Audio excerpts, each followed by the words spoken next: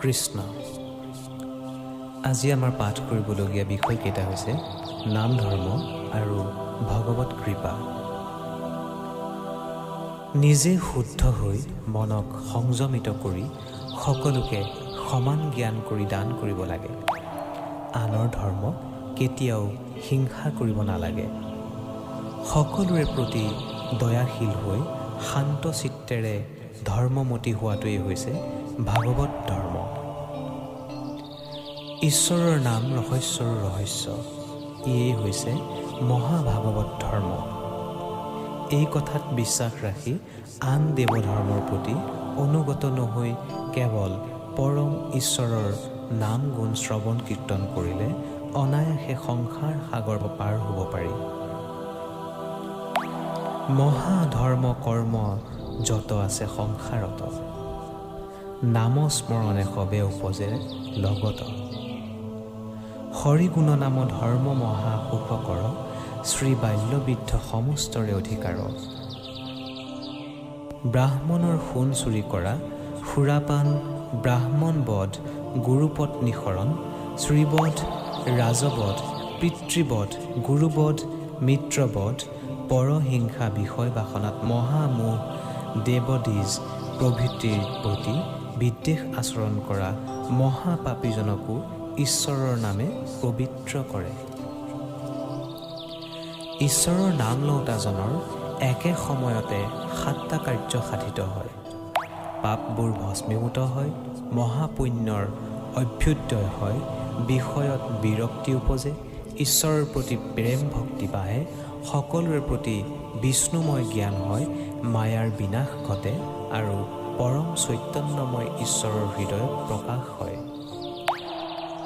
কলিকালৰ পাপমতী লোকৰ আন ধৰ্মত কোনো অধিকাৰ নাই।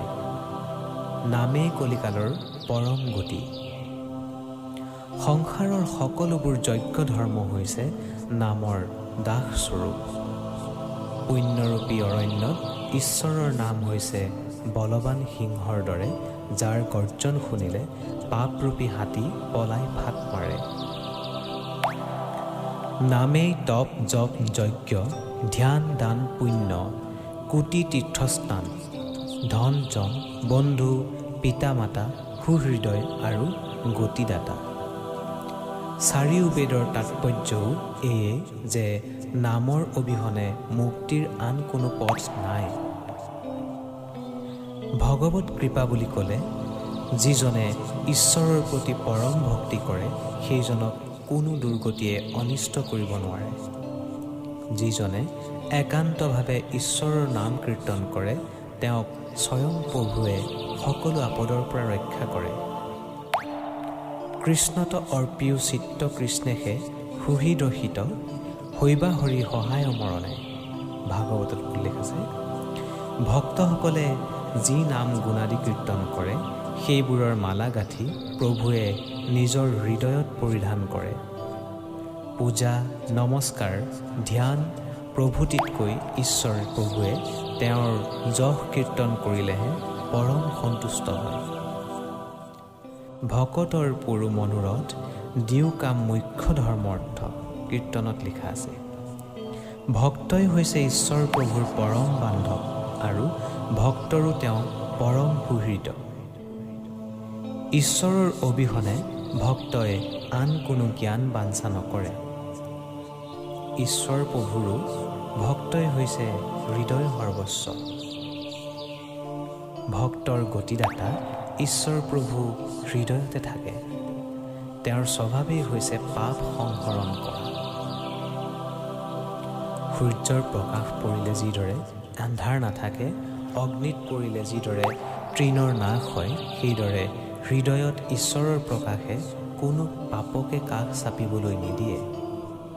কৃষ্ণৰ সেৱাই হৈছে পৰম ধৰ্ম। কৃষ্ণত ভক্তি কৰিলে জ্ঞান উপজে। কৃষ্ণৰ কৃপাৰ ফলতহে ব্ৰহ্মাই জ্ঞান লাভ কৰিলে।